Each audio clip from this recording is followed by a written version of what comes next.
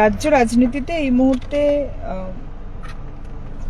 গুরুত্বপূর্ণ সময়, তার কারণ ভোটের এখনো দামামা না বাজলেও রাজ্যের রাজনৈতিক পরিস্থিতি, একদিকে শাসক দল তৃণমূল কংগ্রেস এবং অপরদিকে বঙ্গ বিজেপি বিরোধী দল, তারা যেভাবে রাজনৈতিক কর্মসূচি এবং যেভাবে রাজনৈতিক কার্যকলাপ বাগবিতণ্ডা একে অপরের দিকে বক্তব্য মন্তব্য পাল্টা মন্তব্য ধেয়ে আসছে, তাতে অন্তত এটুকু সকলেরই বোধগম্য হয়ে গিয়েছে যে এ রাজ্যে অন্তত ভোটের দামামা, বিধানসভা নির্বাচনের দামামা নির্বাচন কমিশন না বাজালেও রাজনৈতিক দলগুলির তরফ থেকে প্রস্তুতি একেবারেই তুঙ্গে।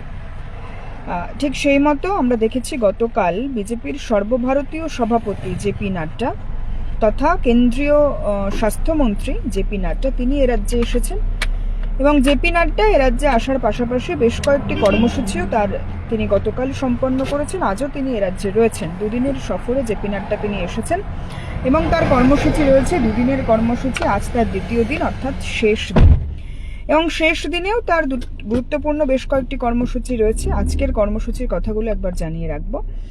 তিনি ইতিমধ্যেই পৌঁছে গিয়েছেন Chittaranjan cancer research centre new town, সেখানে পৌঁছে গিয়েছেন তিনি এবং সেখানে তিনি বেশ কয়েকজন চিকিৎসক যারা রয়েছেন তাদের সঙ্গে কথাবার্তা বলবেন এবং তার সঙ্গে অবশ্যই কিভাবে এই রাজ্যে ক্যান্সার যে রিসার্চ সেন্টার রয়েছে Chittaranjan cancer research centre new টাউনে, সেটির উন্নতি করা যায় বা সেই বিষয়ে বেশ কিছু আলোচনা তিনি সারবেন। অন্যদিকে তিনি আর কিছুক্ষণ বাদেই সেখান থেকে পৌঁছে যাবেন নিউ টাউনের বেসরকারি হোটেল যেখানে তিনি রাত্রি যাপন করেছেন। তারপর তিনি পৌঁছে যাবেন কল্যাণী এইমসে, সেখানেও তার একটি আলোচনা সভা তথা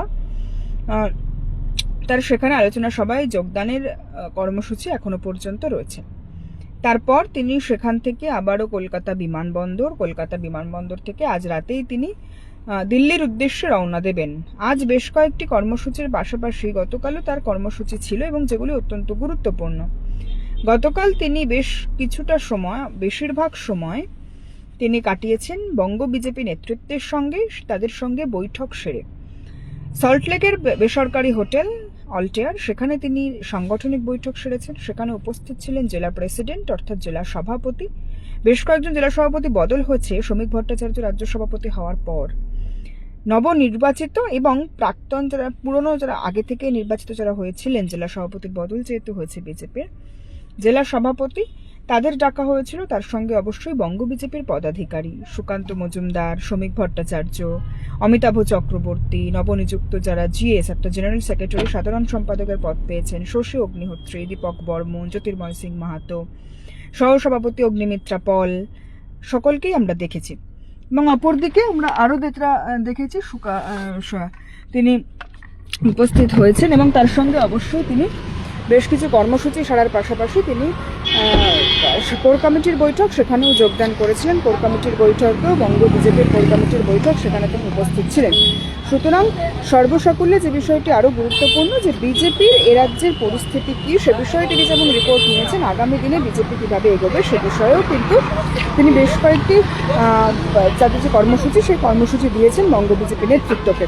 সুতরাং একদিকে যখন আমরা দেখেছি বেশ কিছুদিন আগে অমিত শাহ তিনি দীর্ঘ সময় কাটিয়েছেন এ রাজ্যে, জেপি নাড্ডা বিজেপির সর্বভারতীয় সভাপতি তিনি এ রাজ্যে এসে বিজেপি রাজ্য নেতৃত্বের সঙ্গে বৈঠক করছেন, কোর কমিটির বৈঠক সারছেন এবং অন্যদিকে আরও বেশ কিছু বৈঠক সারছেন। তারা রাজ্যের তৃণমূল স্তরের কর্মীদের কি মনোভাব সেটা বুঝে নেওয়ার চেষ্টা করছেন। সব মিলিয়ে এ রাজ্যের দিকে বিজেপির যে নজর সেটা যে এককাট্টা হয়ে রয়েছে বা বিজেপি চাইছে রাজ্যে মানুষের কাছে গিয়ে তাদের যে মন্তব্য, তাদের যে বক্তব্য সেটা তুলে ধরতে, সেটা রাজ্য বিজেপি নেতৃত্বের কাছে স্পষ্ট করতে চাইছে কেন্দ্রীয় নেতৃত্বের। সেই বার্তায় গতকাল কোর কমিটির বৈঠক কিংবা জেলা প্রেসিডেন্টের সঙ্গে বৈঠকে আরও একবার স্পষ্ট করেছে কেন্দ্র নেতৃত্ব, এমনটাই খবর বিজেপির সূত্রে।